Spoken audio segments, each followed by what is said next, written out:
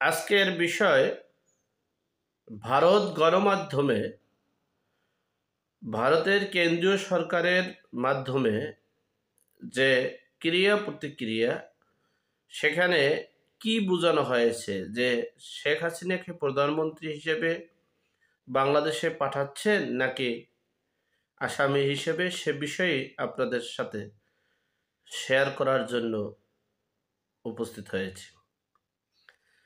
আপনারা জানেন 5ই আগস্টের পূর্বে বাংলাদেশে অনেক আন্দোলন সংগ্রাম হয়েছে।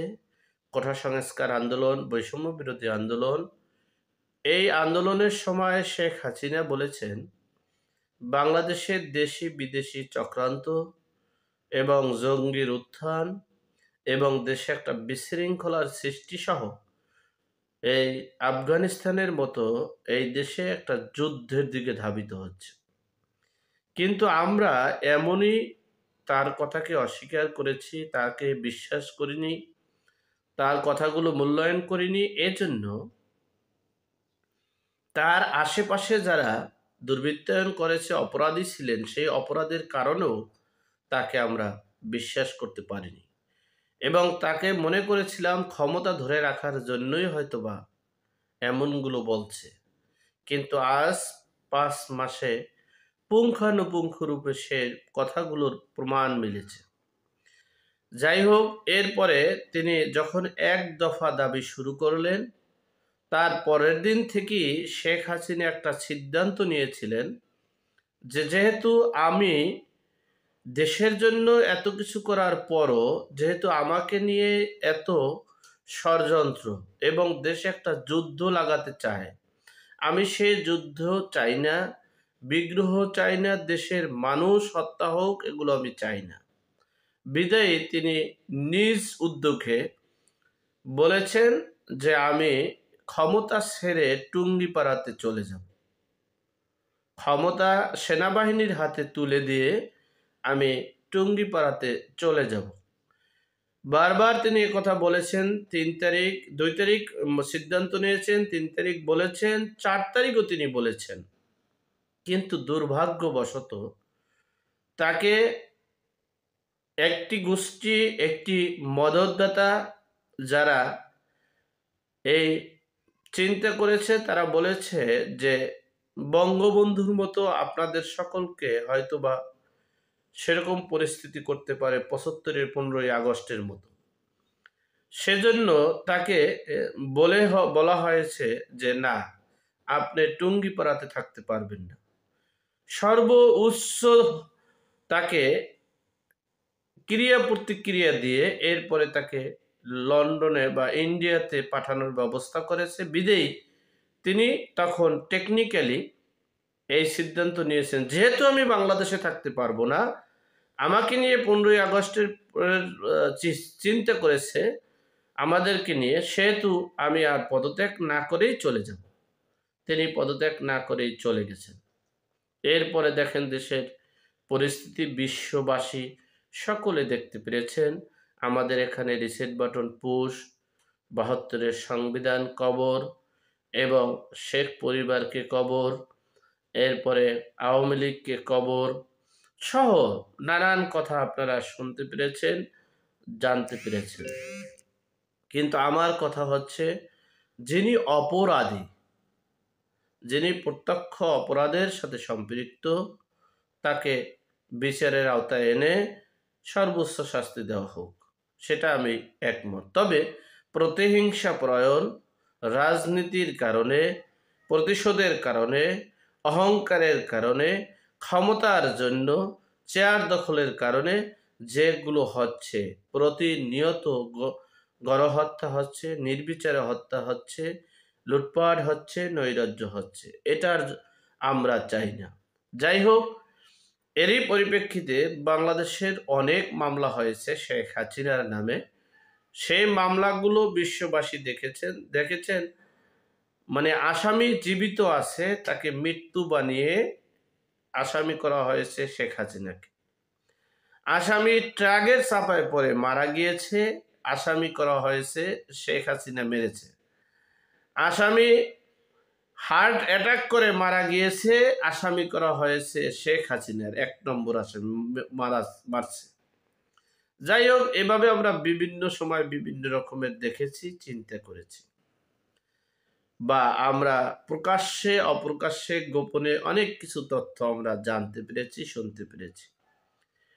এরপরে আমরাও চাই যে গত ১৫ বছরে যারা প্রত্যক্ষ অপরাধের সাথে সম্পৃক্ত তাদের বিচারের আওতায় আনা হোক। তাই বলে এই না যে আমি অপরাধ করেছি বিদায় শেখ হাসিনার বিচার হবে, আমার ছেলে অপরাধ করেছে বিদায় শেখ হাসিনার বিচার হবে, এটা প্রশ্নই আসতে পারে না। যাই হোক, শেখ হাসিনা যদি অপরাধ করে থাকে যেটা প্রত্যক্ষ অপরাধের সাথে সম্পৃক্ত, সেটার বিচার হতে পারে। তাই বলে এই না আওয়ামী লীগের নিবন্ধন বাতিল করতে পারি, তাই বলে এই না ছাত্রলীগের নিবন্ধন বাতিল করতে পারি। যাই হোক, এখন বিষয়টা হচ্ছে এরপরে এই মামলাগুলোর ১ নম্বর আসামি যেহেতু তিনি শেখ হাসিনা, সেই শেখ হাসিনাকে আসামি হিসেবে ইন্টারপোলে যে নোটিশ দিয়েছেন, সে নোটিশের বারবার তারা রেসপন্স চাচ্ছেন, কিন্তু কলকাতা থেকে, ইন্ডিয়া থেকে কোনো রেসপন্স আসছে না। তারা প্রকাশ্যে বলেছেন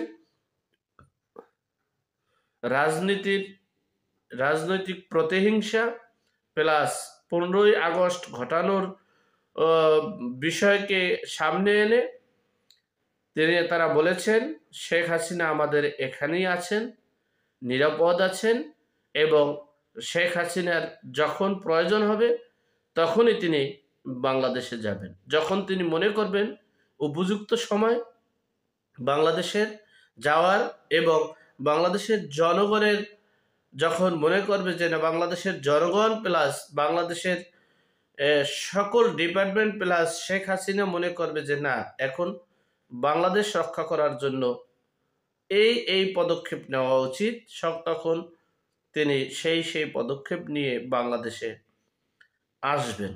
তবে আমার একটা বিভিন্ন সংস্থা এবং বিভিন্ন মাধ্যম থেকে জানতে পারলাম, হয়তো বা তিনি বা তার রাজনৈতিক দলগুলো অথবা আওয়ামী লীগ সহ সকল রাজনৈতিক সংগঠনগুলো এখন একটা ভারপ্রাপ্ত সাধারণ সম্পাদক সেট করে ২০শে জানুয়ারির পর থেকে বাংলাদেশে রাজনৈতিক কার্যক্রম শুরু করবে।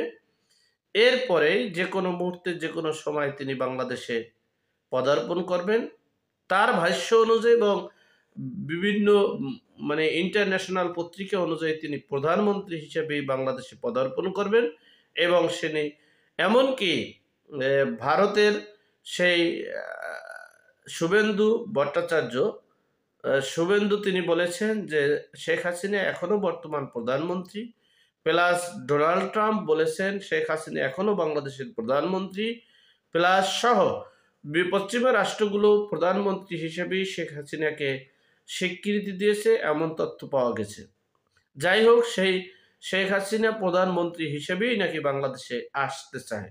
এখন সেই আশাটা কতটুকু যুক্তিযুক্ত, কতটুকু সম্ভব, কতটুকু হবে, সেটা দেখার বিষয়। তবে যদি বিএনপিকে মাঠে রাখে, রাজনীতির মাঠে রাখে বা এই করে, তাহলে এই বৈষম্য বিরোধী ছাত্ররা, সমন্বয়কারীরা ধ্বংস হয়ে যাবে, আর সেই ধ্বংসের পথেই শেখ হাসিনার আসার সম্ভাবনা থাকবে। আর যদি বিএনপিকে ভ্যানিশ করতে চায়, ভ্যানিশ করে দেয়, বা বিএনপির এই যে অপরাধমূলক যে মামলাগুলো আছে সেই মামলাগুলো আবার পুনরুজ্জীবিত করে এবং তাদেরকে চাপের মুখে রাখে, তাহলে দেখা গেছে দেশে একটা বিষয় অন্তত পক্ষে, যেটা আমরা সবসময় ক্লিয়ারলি দেখি, যেমন চরমোনাই বলেছে, যেমন জামাত ইসলাম বলতেছে, হেফাজত বলতেছে যে একটা সরকার পালিয়ে গেছে, আর একজন খুব গদিতে বসার জন্য খুব তড়িঘড়ি করছে।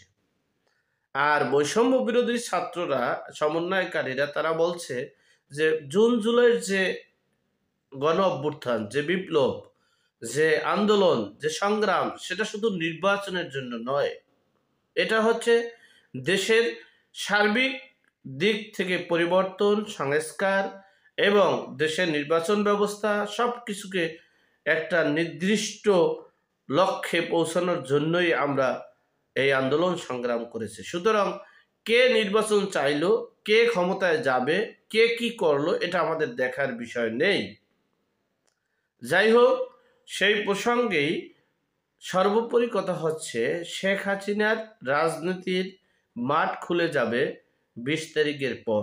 20 তারিখ থেকে তিনি ভারপ্রাপ্ত সাধারণ সম্পাদক নিয়োগ করে এরপরে এখনই খসড়া কমপ্লিট প্রায়, আমি এখন বলবো না, কারণ হচ্ছে আমি অগ্রিম বললে আপনারা আমাকে অনেক মানে খুব বিশ্রীভাবে মন্তব্য করেন, বিদেয় এখন আর ওইভাবে আমি প্রকাশ্যেও বলতে চাচ্ছি না। যাই হোক, এখন তারা কতটুকু সফল হবে, কতটুকু হতে পারবে না, তবে আমার দৃঢ় বিশ্বাস, যদি কোনো অপরাধীকে যদি এই আওয়ামী লীগের সাথে সম্পৃক্ত করতে চায়, নতুন আওয়ামী লীগকে যে যদি গঠন করতে পারে, তাহলে হয়তো বা সম্ভব হতে পারে।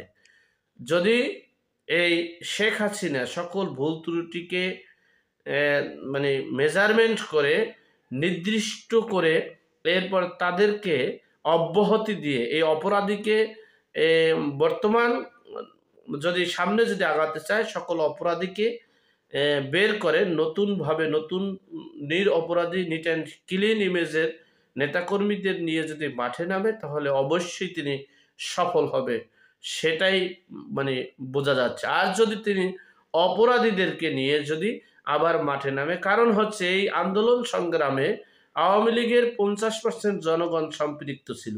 একটাই কারণ হচ্ছে, আওয়ামী লীগের থেকে আওয়ামী লীগের রাজনীতি নিজের টাকা খরচ করে রাজনীতি করে তারপরে অপমানিত, লাঞ্ছিত, নির্যাতিত হয়েছে, বিদেয় তারা কিন্তু এই সরকারের পতন চেয়েছে।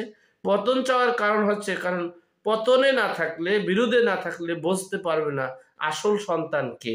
বাবা বললেই সে তার সন্তান হয় না, কারণ জারজ সন্তানেরাও বাবা বলে, আর জন্মগত সন্তানরাও বাবা বলে। আবার রবার্টের ভিতরে বাচ্চা জন্মগ্রহণ করার পরও যিনি লালন পালন করে তাদেরকে বাবা মা বলে। সুতরাং কোনটা আসল সন্তান, এটা বোঝার জন্য বিরোধী দল থাকা দরকার। বিদেয়ী 50% আওয়ামী লীগ এই শেখ হাসিনাকে বিরোধী দলে রাখার জন্যই আন্দোলন সংগ্রাম করেছিল। যাই হোক, আল্লাহ আমাদের সকলকে সঠিক জ্ঞান দান করার তৌফিক দান করুক, আমিন। আসসালামু আলাইকুম।